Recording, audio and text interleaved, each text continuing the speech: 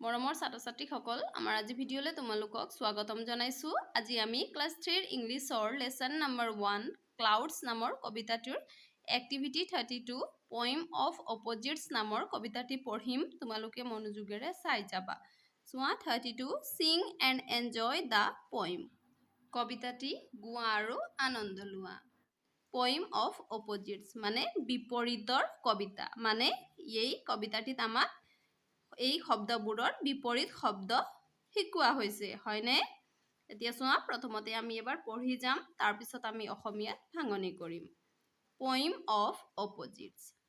Happy and sad, good and bad, give and take, sleep and wake, hot and cold, young and old, smile and frown, up and down, first and last, slow and fast, come and go, yes and no, black and white, day and night, heavy and light, left and right, unfold and fold, bought and sold, big and small, short and tall.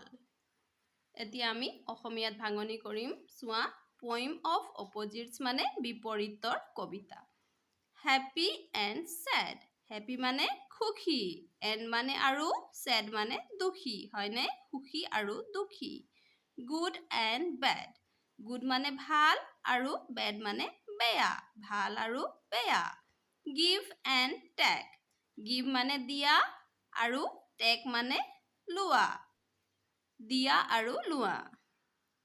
Slip and wake. Slip মানে শুৱা আৰু wake মানে জগা বা উঠা হয়নে? তাৰপিছত hot and cold. Hot মানে গৰম আৰু কোল্ড মানে ঠাণ্ডা। Young and old. য়ং মানে ডেকা আৰু অল্ড মানে বুঢ়া, ডেকা আৰু বুঢ়া। Smile and frown. Smile, smile মানে হহা আৰু ফ্ৰাউন মানে খং কৰা। Up and down. আপ মানে ওপৰ আৰু ডাউন মানে তল। First and last. ফাৰ্ষ্ট মানে প্ৰথম আৰু লাষ্ট মানে অন্তিম। Slow' and fast. শ্ল' মানে ধীৰে ধীৰে যোৱা আৰু ফাষ্ট মানে বেগেৰে যোৱা। কাম এণ্ড গ'। কাম মানে অহা আৰু গ' মানে যোৱা। য়েছ এণ্ড ন'। য়েছ মানে হয় আৰু ন' মানে নহয়। Black and white. ব্লেক মানে ক'লা আৰু হোৱাইট মানে বগা। Day and night. ডে মানে দিন আৰু নাইট মানে ৰাতি। Heavy and light. হেভি মানে গধুৰ আৰু লাইট মানে পাতল। Left and right. লেফ্ট মানে বাওঁফাল আৰু ৰাইট মানে সোঁফাল। আনফল্ড এণ্ড ফল্ড। আনফল্ড মানে মেলা আৰু ফল্ড মানে জপা।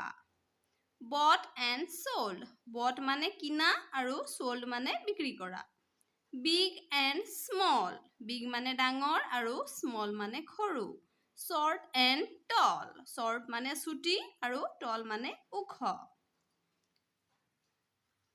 মৰমৰ ছাত্ৰ-ছাত্ৰীসকল, আমাৰ আজি ভিডিঅ'ত আমি ইমানেই কৰিলোঁ। আমাৰ পৰৱৰ্তী ভিডিঅ'ত আমি লেসন নম্বৰ 2 আলোচনা কৰিম। তোমালোকে মনোযোগেৰে পঢ়া শুনা কৰিবা। আজিলৈ ধন্যবাদ।